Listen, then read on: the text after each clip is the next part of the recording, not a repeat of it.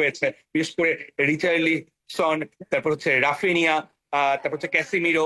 তো যখন ওদেরকে বলেছি বাংলাদেশ, তো দেন নো অ্যাবাউট বাংলাদেশ, মানে তারা বাংলাদেশটা জানে। এবং আমি যদি ব্রাজিলের কথা বলি, ব্রাজিলে কিন্তু হসপিটালিটি, মানুষের সঙ্গে কমিউনিকেট, আপনি জানেন যে ব্রাজিলে পর্তুগিজ ভাষায় কথা বলা হয়, কমিউনিকেশনটা খুব কঠিন।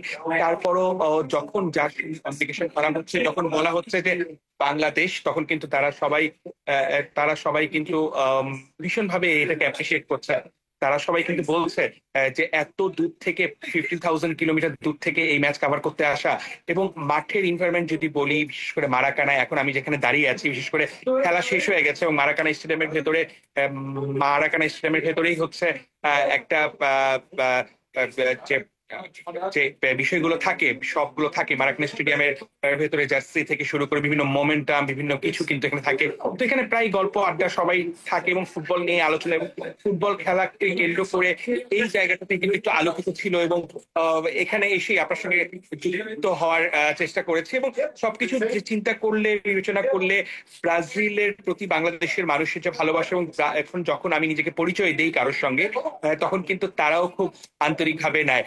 বিশেষ করে আপনি হয়তো জানেন, তার আগের দিন প্রেস কনফারেন্সে যেটা কভার করেছে, এবং আজকে যেটা আমার সঙ্গে ঘটেছে, এক এক ফুটবলের সঙ্গে কিন্তু কথা বলার সুযোগ হয়েছে। বিশেষ করে রিচার্লিসন, তারপর হচ্ছে রাফিনিয়া, তারপর হচ্ছে ক্যাসিমিরো।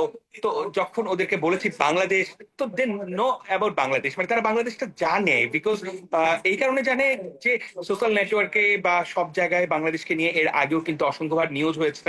2018 সালে কিন্তু এই ব্রাজিলিয়ান একটা ন্যাশনাল টিভি চ্যানেল কিন্তু গিয়ে হচ্ছে বাংলাদেশের যে ক্রেজিনেস ফুটবল নিয়ে, সেইখানে কিন্তু পুরো জিনিসটাই তুলে ধরেছে।